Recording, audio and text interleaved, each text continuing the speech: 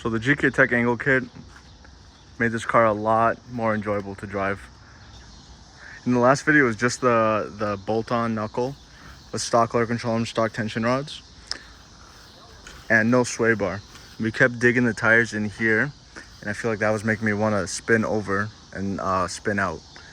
So to remedy that, I decided to go balls to the wall. PBM lower control arm and tension rod combo, their high angle sway bar, and then GKTech tie rod spacers.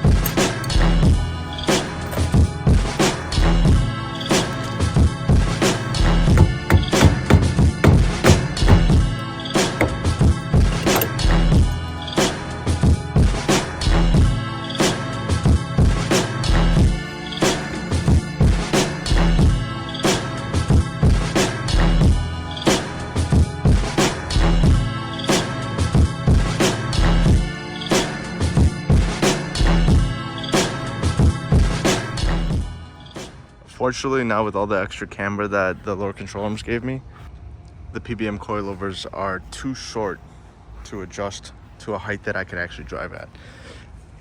Apparently the shocks, when you buy off-the-shelf PBMs, are very short for the Skyline at least.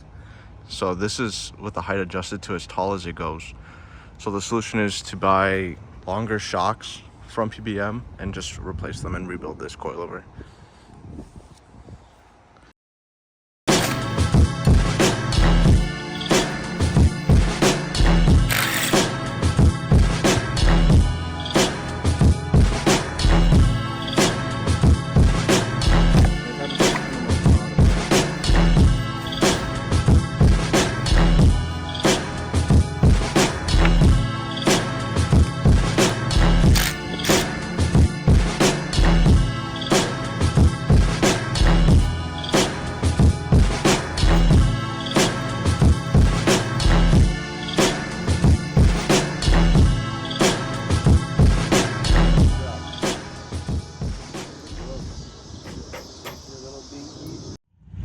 GLD day, time to test your front sway bar out.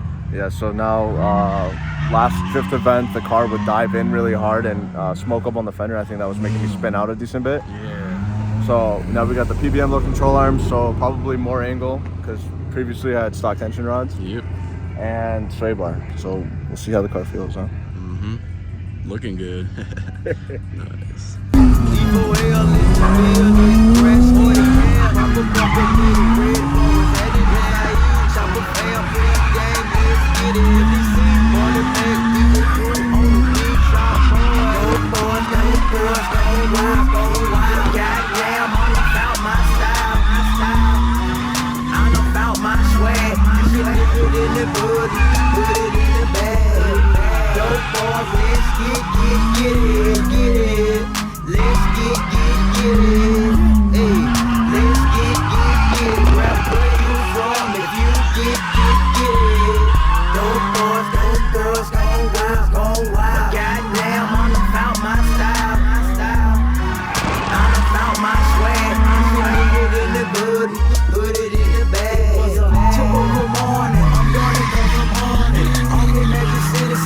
Let it on the money.